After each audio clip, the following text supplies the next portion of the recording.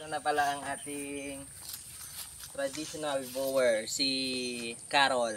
Carol ang pangalan niya. So, ipapag-compare nga natin kung ano yung size nila doon sa bulog natin na City Soy, yung F4 na Anglo-Nubian. So, tara na. Kaya lang maputik pala dito. Oh, madamihan na siya. Madamihan na si Carol. Ang putik-putik pa naman. Ayan. Hindi ka na, Carol. Gustong kumain, no? Gusto niyong kumain. Mamaya ka nakakain. Uy, naamoy-amoy niya. Baka naamoy siya ibang kambing. Ito nga pala si Carol ay mag-isa niya lang kasi sa kanila. Ngayon, marami na siyang kasama dito.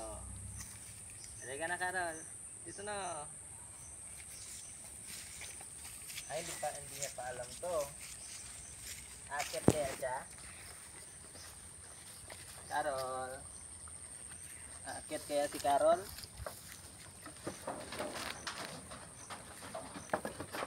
Ayun, umakyat. Ang laki.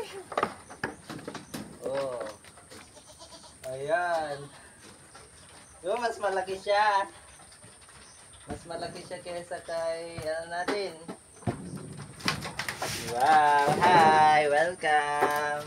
Ayan na yung mga kambing natin, oh. Oh. Yung size.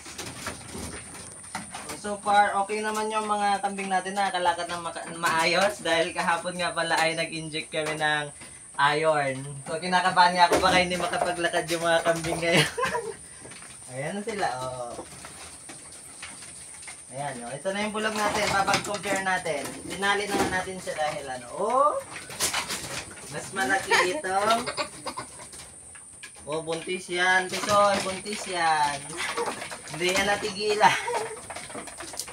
So, mas malaki pa rin pala itong natin, bower natin kaysa kay Tisoy. Pero kasi, itong bower natin, 1 year old na and 2 months. 1 year and 2 months. Yan si Tisoy. Yan, ito yung bulog natin. 5 months old pa lang ito. Kaya okay lang yan. So, sana nga ay lalaki pa si Tisoy. So, yun lang ang latest update natin mga ka-earners dito sa goat farm natin. So, keep in touch lang. Please subscribe. Thank you for watching. Bye.